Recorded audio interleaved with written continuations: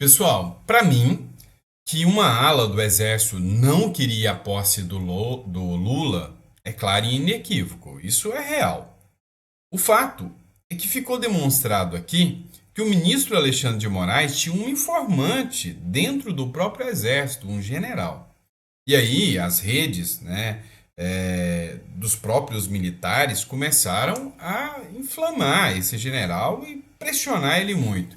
Ele se manifestou. Vou mostrar para vocês quem era o general informante do ministro Alexandre de Moraes, segundo uma matéria do O Povo.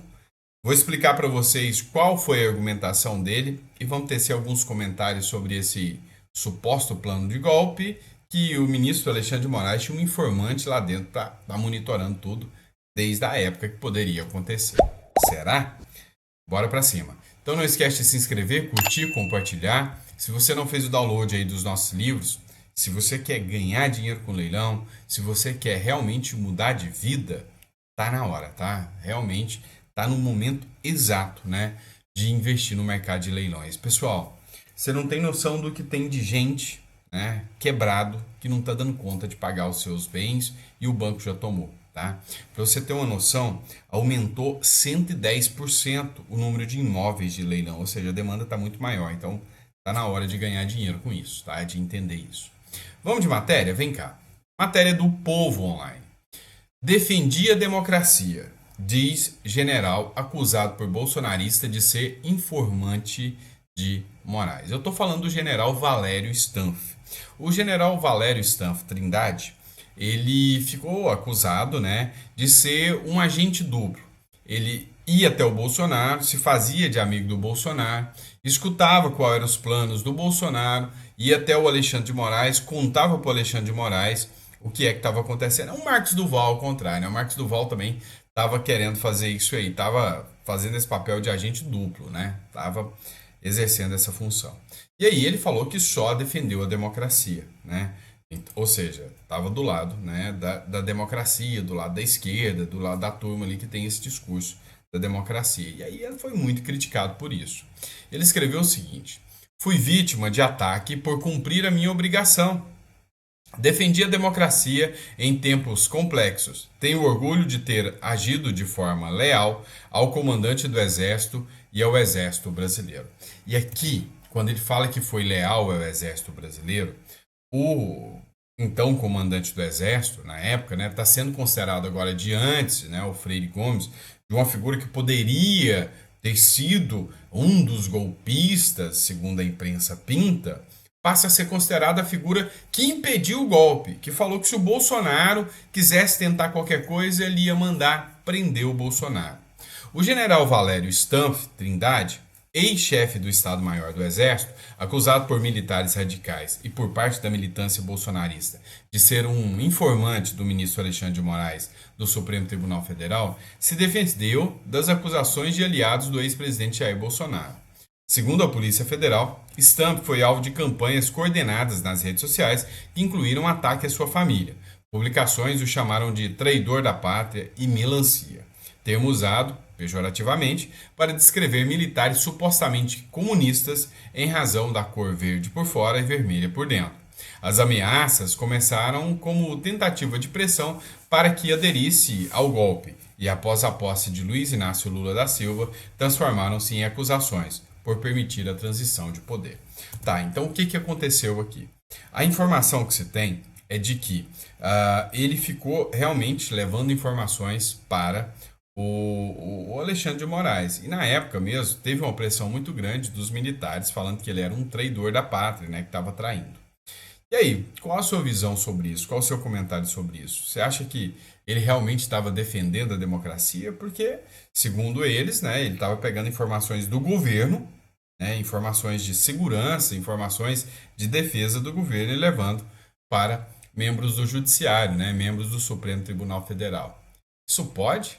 Isso é normal? Né? Coloca no comentário que eu quero saber aí seu ponto de vista, tá bom? Mas vamos falar agora do Maduro, né? E dos Estados Unidos. Estados Unidos querem instalar bases militares na Guiana Essequiba, diz Maduro. Olha só que interessante isso aqui. Segundo a informação do Maduro, você lembra da suposta guerra de Essequibo, que o Maduro estava ameaçando a Guiana para roubar parte do território da Guiana, porque descobriu-se muito petróleo lá? Pois é. Agora diz o Maduro que os Estados Unidos querem colocar uma base militar lá. O presidente Nicolás Maduro afirmou que o governo dos Estados Unidos está planejando instalar bases militares na Guiana Essequiba, território reivindicado pela Venezuela. A declaração do líder chavista ocorreu nessa quinta-feira durante o seu podcast. Cara, o Maduro é patético, né? Abre aspas. Aí está esse aventureiro, presidente da Guiana, lá no Comando Sul, e estão tratando de instalar bases militares em nossa Guiana Essequiba. Quem é o provocador? Quem é o violador? Disse Maduro. A acusação do líder chavista acontece ao mesmo dia em que o presidente da Guiana, Mohamed Irfan Ali, visitou o Comando Sul dos Estados Unidos, responsável por operações de cooperação com países na América Central, do Sul e do Caribe. Em um comunicado, ao Southcom confirmou que Irfan Ali é o presidente da Guiana, tá, pessoal? Se reuniu com autoridades norte-americanas para discutir a parceria bilateral de defesa Estados Unidos-Guiana e a segurança regional, sem dar maiores detalhes sobre o encontro. Abre aspas.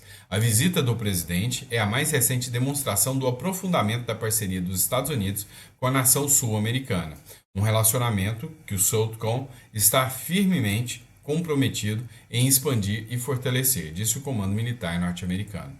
No último ano, Maduro reacendeu uma disputa que dura mais de 100 anos e ameaçou invadir e anexar Essequibo.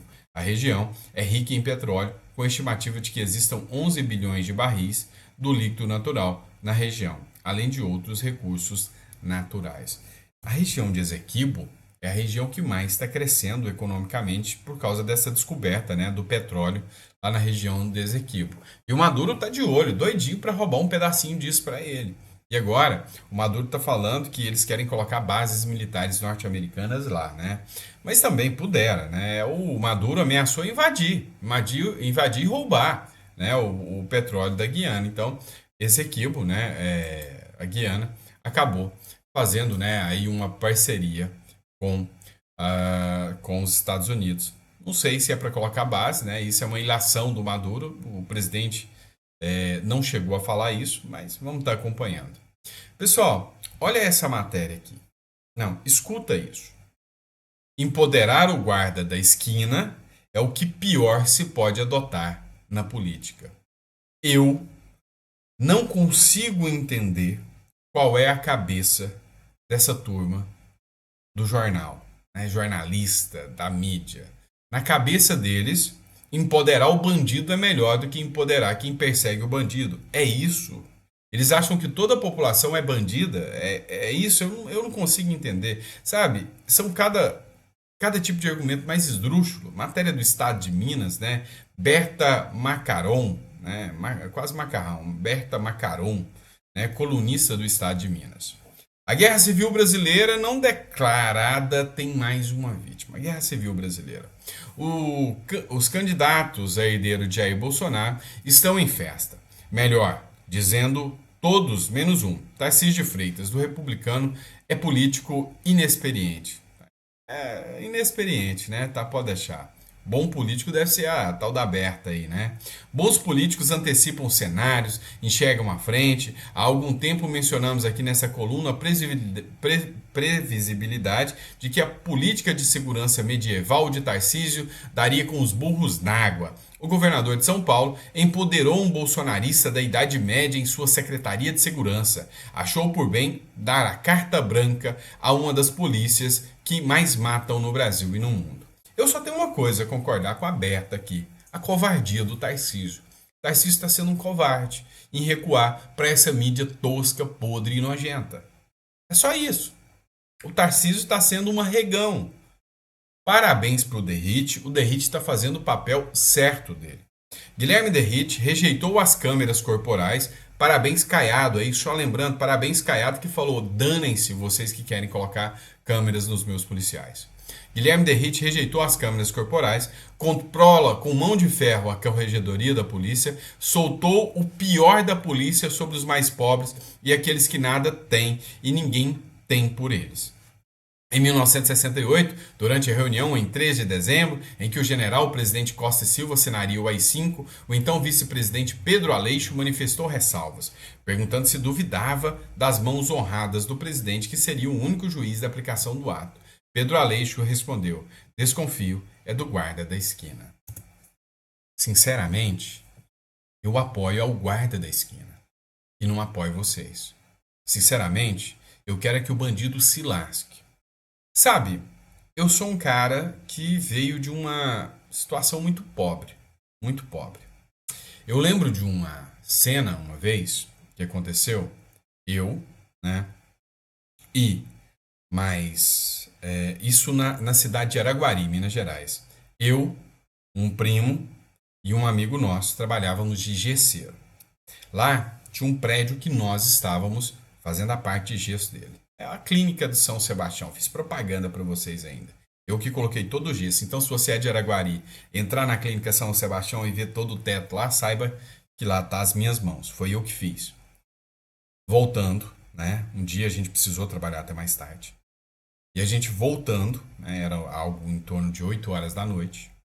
Voltando, 3 jovens, né? Eu com 20 anos, 21 anos, acho que menos, 19 anos, né? Os outros também 21, 22. A polícia nos abordou, apontou a arma e mandou a gente pôr a mão na parede. Imediatamente, a gente colocou a mão na parede, chegou até a gente, fez a vistoria e perguntou: o que vocês estão fazendo? Nós, sem olhar para trás, com educação, com respeito que a polícia militar merece, respondeu: estávamos trabalhando. Estávamos colocando gesso e estávamos trabalhando. Ao falar isso, a fala imediata foi: pode tirar a mão da parede. Tirou a mão da parede, perguntou com que a gente trabalha, o que a gente fazia, qual era a fábrica. A gente respondeu tudo. No final, o policial me deu o conselho. Falou: Sandro, você não está estudando? Eu falei: não. Cara, estuda. Começa a estudar, isso vai mudar a sua vida. Começa a estudar, você merece. E o cara foi muito educado e dali pra frente, toda vez que ele me via, ele me chamava pelo nome. Agora, imagina se ao ser abordado, eu saio correndo. Mas eu não devo nada? Agora imagina se ao ser abordado, eu sou truculento com a polícia. Ele tá lá para fazer a segurança, ele não sabe se eu sou um bandido. E faz sentido. 3 homens, 3 rapazes, voltando, eu posso ser um bandido que está querendo assaltar alguém. Então, o papel de um cidadão sério, um cidadão de bem, é quando a polícia fala: olha, o que você tem? Ser, no mínimo, educado com a polícia para que a polícia seja educada com você. É a lei básica da ação e reação. E aí você tem um monte de vagabundo que quer peitar a polícia. Você tem um monte de gente que quer bater de frente com a polícia. Então, você quer o quê? Você acha que a polícia vai te dar flores? Então, assim, esse discurso ridículo da mídia, tosca, podre, uma mídia que não tem conexão com a realidade, os esquerdistazinhos de iPhone, esse discurso não coaduna com a realidade. Mas hora que um vagabundo corre lá e toma o celular de uma socialistazinha dessas redações de jornal, corre lá para chamar a polícia na hora, né? Então, assim, eu tenho vergonha da mídia brasileira hoje, como ela é. Vamos continuar de assuntos. Congresso não cede ao governo e impõe barreira a corte de gastos. Chegou com o pé no peito do Lula, né, Lira? Pois é. O Lira não gosta do Lula. Vamos ser sinceros. O Lira gosta de dinheiro, mas do Lula ele não gosta. Se ele pudesse estar com outro presidente, não tenha dúvidas sobre isso, né? O governo de Luiz Inácio Lula da Silva enfrenta dificuldades com o Congresso Nacional para aprovação do pacote de revisão de gastos públicos. O caso acontece na ocorrência do descontentamento de deputados federais e senadores com a decisão do Flávio Dino, do Supremo Tribunal Federal de impor restrições para a liberação das emendas parlamentares. Na quarta, a proposta entregue pela equipe econômica do Palácio Planalto enfrentaram diferentes dificuldades. A primeira aconteceu durante a Comissão de Constituição e Justiça, né? E aí o que acontece? O Dino liberou, o Lula abriu aí 8 bilhões de crédito, a urgência foi aprovada, mas apertada. O União Brasil assinou através do Elmar Nascimento. O Elmar Nascimento levou uma catracada e estão querendo arrancar ele porque o União Brasil já não quer mais estar fechado com o Lula. Ou seja, o negócio é que a situação para o Lula está cada vez mais complicada e está cada vez mais difícil. O mercado está partindo para cima do Lula de toda forma. O Lula só sabe fazer uma coisa, atacar o Bolsonaro, né? E ainda continua Lula. Ironizou a rejeição do mercado e tirou onda com o mercado. Tenta enfrentar o mercado, Lula. Eu tô louco para ver isso, tá? O presidente Luiz Inácio Lula da Silva retomou os ataques ao ex-presidente Jair Bolsonaro nesta quinta-feira, em um evento no Mato Grosso do Sul, onde também ironizou a rejeição do mercado financeiro à sua política econômica. Uma pesquisa divulgada na quarta-feira mostra que ele é desaprovado por 90% dos agentes do mercado. 10, né? Não sei se tem cérebro, né? Quando eu fui eleito presidente pela terceira vez, em 2022, eu tinha em mente que a gente tinha pegado um país semi-destruído. Vocês, possivelmente, não têm noção do que aconteceu com esse país, disparou o presidente, em referência a uma suposta situação crítica que teria sido encontrada por ele durante a transição e a posse de Bolsonaro. Pegou o país em superávit, né, gente? Para, né? Lula ainda afirmou que pegou com as estatais dando lucro, né? Para. Lula ainda afirmou que costuma provocar os governadores a mencionarem obras importantes que tenham sido feitas pelo seu antecessor e que não foi diferente no Mato Grosso do Sul. Abre aspas. Eu duvido que alguém consiga me apresentar uma obra estruturante feita nos últimos 7 anos do Estado. Por mais fanático defensor do governo passado, eu duvido que alguém apresente uma obra estruturante feita no Estado do governo do Mato Grosso do Sul, né? Vamos lembrar que as obras do governo Lula, mais de 50% estão todas paradas, tá? O governo Lula não está fazendo obra nenhuma, quase nada. Você está vendo obras por aí na sua cidade? Você está vendo obras acontecendo? Estruturais? Pois é, também acho que não. E aí vem sempre os passadores de pano, né? Veio a Simone Tebet também. Tebet diz que o mercado quer ajudar a afundar o país. Não, o mercado está vendo é que vocês estão afundando o país. A ministra do Planejamento e Orçamento, Simone Tebet, demonstrou-se indignada com a pesquisa Quaest, a qual mostra a desaprovação ao governo Luiz Inácio Lula da Silva por 90% do mercado financeiro. Na cerimônia de inauguração na nova fábrica de celulose da Suzano, em Ribas, do Rio Pardo, no Mato Grosso do Sul, nesta quinta-feira, Simone Tebet disse que não podia acreditar que, em um governo bem avaliado como este, tá de sacanagem, né? Em um governo bem avaliado como este, que o tal do mercado avalie em 90% o governo Lula como ruim. Tá de sacanagem. Não, eu só posso ser do mercado, porque para mim, o governo Lula tem que melhorar muito para ser ruim. Tem que melhorar muito ainda para, no mínimo, ser ruim, né? Para mim é uma tragédia. E aí, né? O Itaú, galerinha do banco, prevê a Selic a 15% e inflação acima do teto da meta em 2025. Ou seja, é isso que é muito bom para a dona Simone Tebet? É isso que é maravilhoso para ela? Para o economista-chefe do Itaú Asset, Tomás Hu, a taxa básica de juros, a Selic, deve atingir 15% ao ano em 2025.